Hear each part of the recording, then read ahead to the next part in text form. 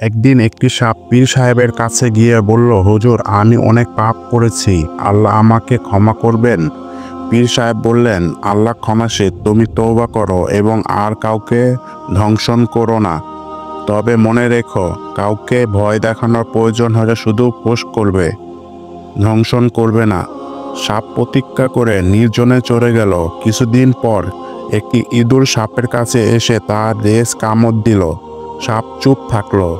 ইঁদুর আরও আক্রমণ করলো, এতটাই জোরে যে সাপের শরীর ছিঁড়ে গেল। কষ্টে সাপ পীর সাহেবের কাছে ফিরে এলো। পীর সাহেব জিজ্ঞেস করলেন, তোমার এই অবস্থা কেন? সাপ বলল, একটি ইঁদুর আমাকে আঘাত করেছে। পীর সাহেব বললেন, তুমি ফোঁস করলে না কেন? ভয় দেখানো তো নিষেধ ছিল না? জীবনে ভারসাম্য জরুরি। দয়া, ক্ষমার সঙ্গে আত্মরক্ষার প্রয়োজনীয় পদক্ষেপ গ্রহণ করাও সমানভাবে গুরুত্বপূর্ণ।